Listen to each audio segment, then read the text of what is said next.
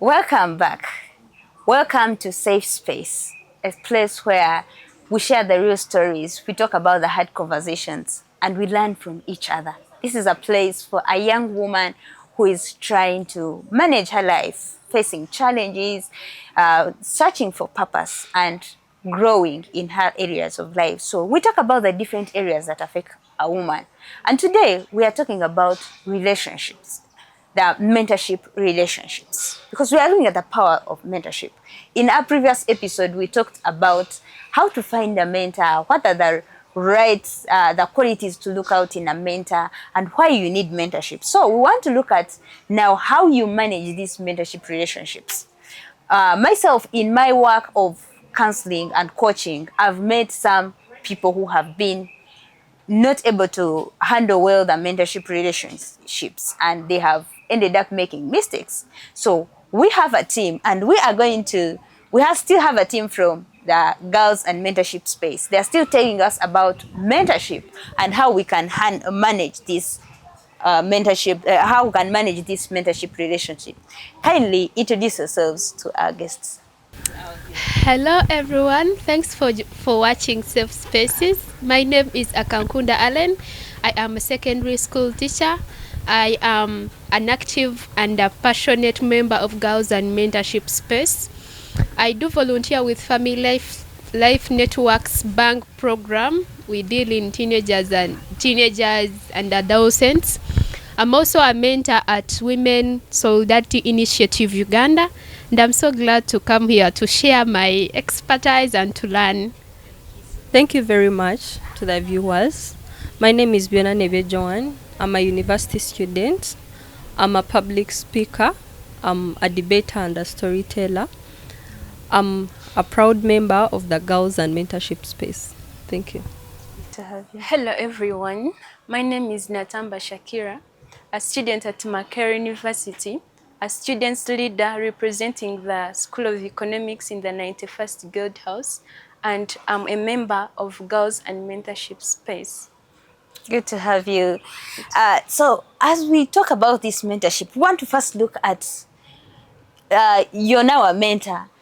When did you know that it was time for you now to be a mentor? Because you've been mentored and now you've grown. So when was the time that you realized that you're also ready to mentor others? First of all, you can't pour from an empty cup. You can't give what you don't have. So becoming a mentor, it needs you. I also had to first work on myself to have something another person can admire from me. So I didn't intend to just become a mentor or wake up and I say, hello, I'm a mentor. But I started because I'm a teacher and you're in this school setting and students reach out to you. They feel so safe to tell you what they feel they want to do, what they are going through. And you at first move with them in their journeys unintentionally, like you do not know what you're doing. So I realized, like, after having moved with so many students, you do this, you help them, you guide them, and then, and I felt like it was what I was called to do. I was moving in my purpose. I was like, yeah, I'm a mentor. Yeah. So after then, I started on reading books. I've read books like the 7 Habits of Effective People by Stephen Covey, and then the Maxwell's leadership books, and not to be to empty. Improve yourself, to have what to share with others. Not to be empty, because every time you can't be sharing the same things, the same things, or sometimes you even don't have to share what to share with people. Yeah. So yeah, I think that's it. So, as she has said, you can't pour from an empty cup. Me, how it started, like getting to know that, okay, I'm now a mentor.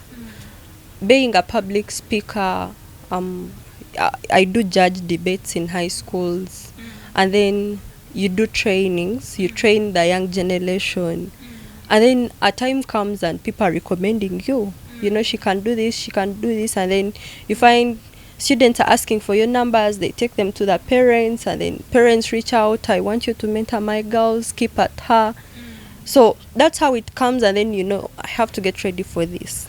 you know, I have to be in that position and she's looking at me. Yeah, so that's how it comes. Well, so how can we keep these mentorship relationships healthy? Because, like I said, sometimes we have people who misuse these relationships. You find I'm heartbroken, I need someone to talk to, and I get this mentor. I go to this mentor, I target them because I know they speak about relationships, and I'm heartbroken, but then I want them to mentor me in another line of life. So I come to them and you know, quite a strategically position myself. So how can we keep these mentorship relationships healthy? So, okay, as a person who has gone through mentorship, of course, I'm not one person who has been tied into one space. Yeah, like you've gone into leadership, you've gone, most of these good debaters and judges are men, you know. So you reach a time, even if you're not yet in a relationship, but you feel like that man is really good for you. You just admire everything. You know, you reach in a debate room, he's smart, every student is looking at them, he's perfect, you know. You feel if you're the girlfriend, then they can even be encouraged to push you more. So you start imagining, what if I'm living a life with him? So me, how I always come about such, because we are people who have actually talked to ministers, you know, you inbox a minister and be like, today you posted something funny and you're laughing. So how do you keep that gap? You've been into spaces again. I encourage the young generation, reach out to people who you see in spaces, join things like girls and mentorship space, you know, there you talk about reality. People will tell you, you know, you're going to do this mistake. A minister is assuming you're a girl who knows where you're going. They don't expect you to do some things. So if he sees that you're actually kumwetega, he's, you know, man, they're going to stop helping you. So if, let me say, you are going for campaigns, for example, you're a politician, and then you actually need his help. If he was going to give you 1 million, he gives you 200k because he feels no value for you. But if you keep that decent respect, he knows that this is someone who, you know, I can't even make a mistake and tap her. She's dangerous. Actually, people always call girls and mentorship space ladies dangerous. You know? Yeah, I was introducing myself to someone at Makera, and then he was like, okay, you're at girls and mentorship dangerous space. I was like, that one, you because girls, we know what we want. So you've learned a lot, like you know how to deal with life. We all crash, but where do crashes end up? So you have to be in spaces and get to know how to deal with reality. And actually, I would advise us debaters, we have a term that it's very dangerous to debate, to date a debater. Like when you debate, me dating a debater, it's very dangerous. So have that relationship life outside. Maybe if you're looking at professional mentorship, have it outside, and then your man cannot mentor you. No, but I think he can be encouraged. He can guide you. But then now, okay, most of these relationships that result from this mentorship, they are not even real. And at that, it's not going to last. And if it doesn't last, it would definitely spoil the good thing that you are going to benefit from the mentorship relationship. Yeah. So if you're intentional and you know what you want from being mentored, please keep boundaries. Avoid it, go to bed, be like, I love you. But so even if you have that crash, you look for a way of managing. Better men are there. Good things take time. And another thing, I would also want to tell mentors, if you're a mentor out there, what I want you to know is that you do not have to know everything as a mentor. There are things that a mentee will bring to you and you feel like it's beyond my mentorship, my mentoring capacity. And it's okay to be honest with them. So it's always well for you to be honest with them other than misleading that mentee. You can always refer them to a person who's more skilled in that field. For example, if a person is coming to me now for, you know, marriage mentorship, and you know, I may not be having so much expertise in that field, but I've had I have many people who are good and who can help. So being honest with the mentees that we are mentoring, that I'm not good in this part, but I can get you somebody who can take you through, who can move with you. Yeah. Another thing is what she has talked about, the setting boundaries, and knowing being intentional, knowing the expectations as you starting that mentorship journey. Know what you expect and what your mentor expects. Yeah.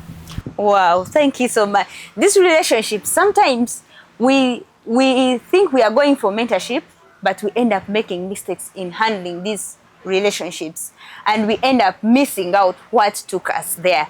So as we continue with this part, I want us to listen carefully, and actually if you have questions about all this that we are sharing, you can reach out to us on our social media platforms. We shall be able to answer these questions.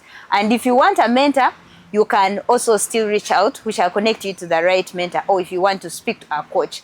But as we go for this break, I want you to remember that we are at Namasi Restaurant, and this is a place that you don't need to miss. I want you to come and see for yourself, because it's a good place for you. Let's come back.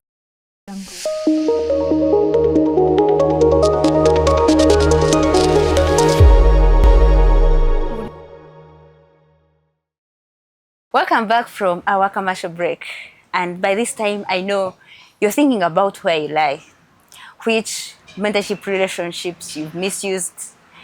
As we said, mentorship relationship is not only at a formal level. We also have some mentors at an informal level. So I believe you're reflecting upon your life to see where you've reached, all the mistakes you're doing, and we hope you're going to be helped not to make any more mistakes. So as we continue, I want us to look at the red flags in these mentorship relationships. What should we do? What should be the basis for us to either run away from these relationships or start looking for the solutions before it gets out of the hands? For example, the mentor and the mentee starting the relationship, sexual relationship, as I may say. You find you have a mentor, but he's trying to maybe sexually manipulate you. Automatically, that is a red flag, because that is not the reason as to why I looked for that mentor. What if I wanted a mentor in my relationships and he's the best person for me? Won't I be losing an opportunity? No, because those people who actually are mentors, they may see you as maybe you're strategically positioning yourself, and men are men. Like, men are men. I'm sorry to say this, but okay, let me say, men are not island. They also have feelings. Okay. So if you strategically they are also position human. yourself, they are also human. They can maybe be convinced, and at the end of it all, you find the reason as to why you joined that space, you have not achieved it. So you have to. I think there should be actually clear set expectations at the start of that mentorship relationship. If you're looking at Kwetega, tell the mentee that I'm here to do what? To Kwetega. Just clearly set out what you're up to, other than disguising and spoiling the innocent person's time. Okay. Yeah. So what other red flags can we look out for? I will look at irrelevancy. If you and your mentee or your mentor are not targeting into one basket, I don't think that relationship has any destiny, because of course if you're not having clear same values, same goals, same expectations, if you're not doing, what they are doing is not what you want to do in life, then that's a red flag. Another thing is, if a mentor is judgmental, if they are bossy, if they are demanding, mentorship is not classroom where I'm going to tell you, do this work, come here, stand up. No. Actually, mentorship should be a space where you help a person, you guide them to build who they are. You don't create your own image in them. You give them chance to be who they want to be. Yeah, that's mentorship. But I believe in mentorship. Your mentor can be like your accountability partner. You set your own goals and they help you to achieve them.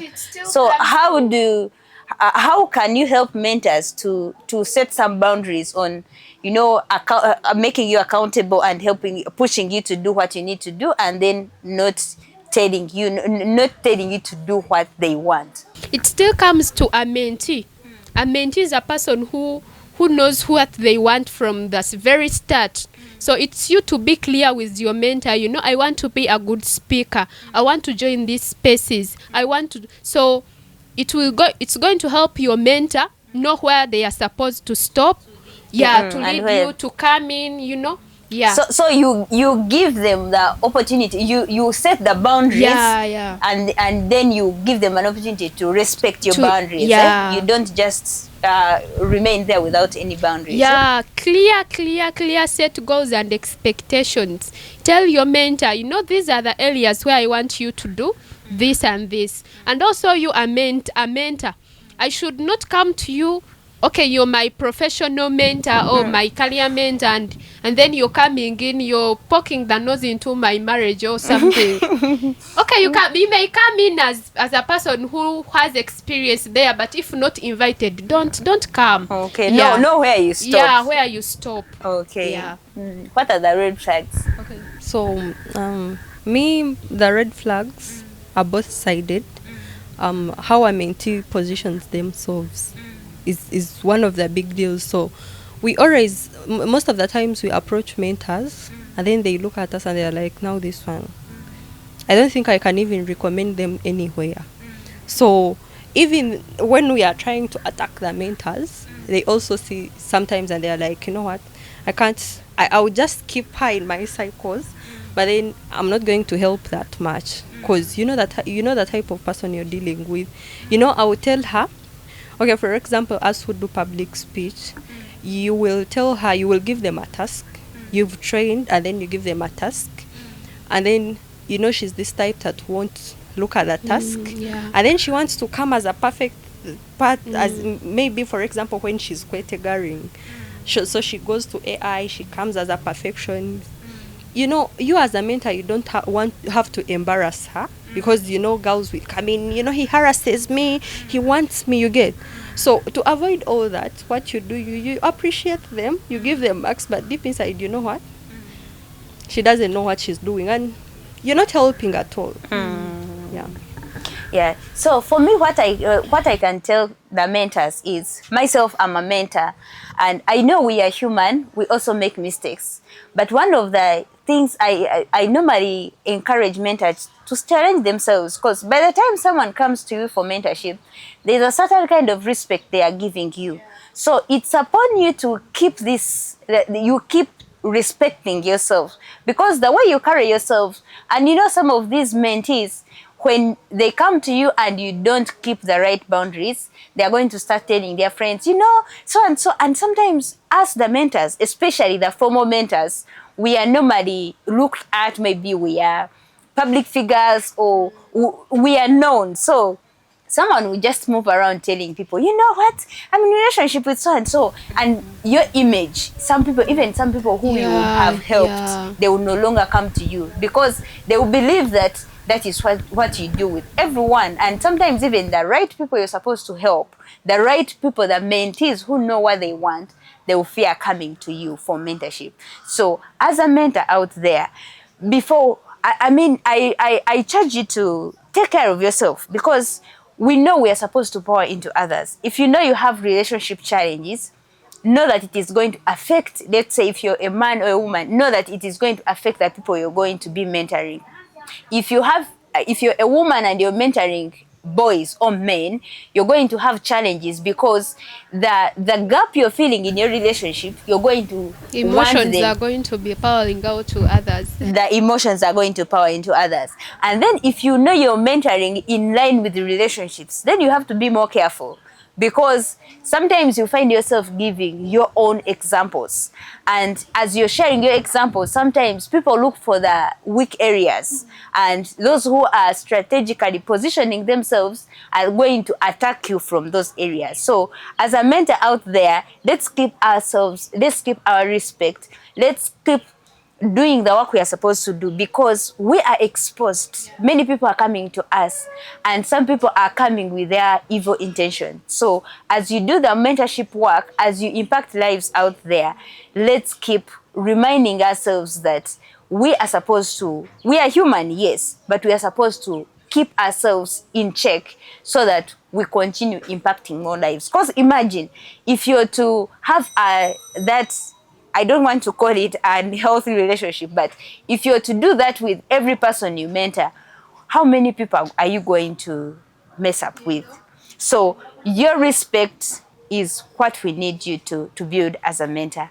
And I want, if you're out there and you're a mentor, I know I've talked to some mentors who have really gone through serious challenges, and some have referred their mentees to me because some of the mentees also, as we said, they have their own targets. But it's our role. If you feel the person is going beyond the boundaries, if the people are not able to respect the boundaries you've put as a mentor, you can refer them to other people. Or you can you be open, because if you don't be open, then it is going to tarnish your name. It is going to kill. This is ministry that we are doing as mentors, and at Safe Space we have mentorship. We do mentor. So if you're there as a young woman and you need someone to walk with you on your journey, there's so many people who have gone through whatever you're going through. I know you're going through relationships. It may be personal relationships, maybe purpose, all the areas. Wherever you feel you need a mentor or you need someone to speak to, reach out to me on 0705-232311, and I'll be able to welcome you into our mentorship program. And until next time, keep inspired.